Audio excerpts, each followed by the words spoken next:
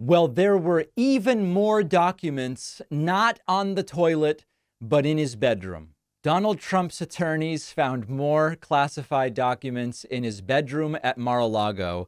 And this all happened months after the FBI served the search warrant at Mar-a-Lago related to the classified documents case. This is all, we're learning this now because of newly unsealed court documents. There's an 87-page opinion by U.S. District Judge Beryl Howell, who oversaw the grand jury related to that case.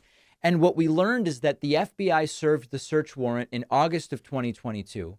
And this was, of course, as we now know, after months of the National Archives trying to get these boxes of classified materials back from Trump. And we now know that Donald Trump actually worked not to return these documents, but to hide them and to obscure their location and so on and so forth. And the reason that we learned this is that Howell, in the opinion, cites the finding of additional classified documents.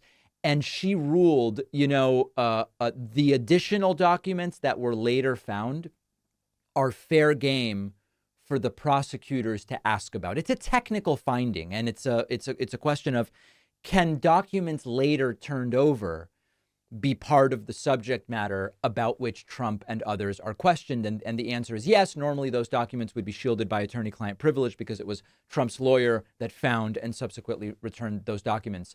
But the little wrinkle in this, what we found, is that the documents were in Donald Trump's bedroom. And this is all part of the bigger story that Trump and lawyers have insisted Trump turned over everything he knew he had right away. The truth of the matter is that Trump didn't. Trump used Mar-a-Lago employees to try to hide and shield and obscure these documents and to keep them. And underlying all this is, well, could Trump have believed wrongly that they had turned everything over? We know, of course, because of the picture of the documents in Trump's bathroom, which we have now on the screen, that Trump must have, I assume Trump uses the bathroom. He must have known that there were documents in the bathroom. And then now, of course, because there were documents in his bedroom, it is further evidence that it is not even remotely plausible that Trump genuinely believed in good faith that they had turned over all of the documents. So Trump's attorneys eventually turned these records over. This was much later. This was January of 2023. And as we have so many conflicting stories intertwined here, if Trump had declassified these documents, it would be a different conversation. But Trump didn't declassify the documents. We know he didn't. Trump claims he did telepathically, but we know Trump knew he didn't because there are recordings of Trump saying to people, this stuff is secret, and waving it around and saying, I shouldn't be showing it to you, but I'm showing it to you anyway. So Trump even is on recording saying, I didn't actually declassify these things. Does this change the broader scope of the entire story? Trump knew he had the documents. He knew the FBI wanted them back.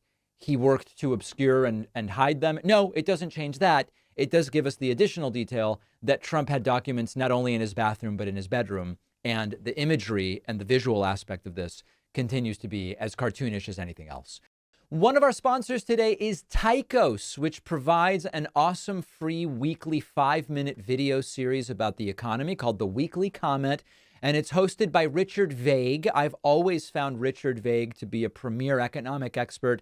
He's the former Secretary of Banking and Securities for Pennsylvania. And every week, Richard is covering economic topics that keep you up to date, really looking at the key economic issues of our time: U.S. debt, income inequality, forecasts for the American economy, economic challenges that are facing Europe and China, innovative policy ideas.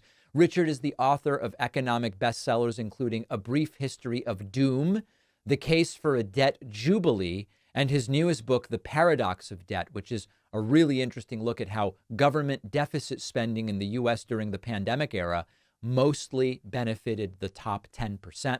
The $6 trillion in government deficit spending in the U.S. in the nearly 3 main pandemic years increased household wealth by $31 trillion.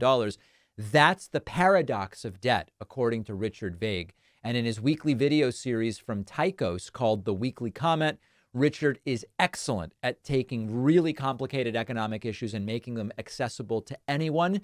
Go sign up for free. The link is down below.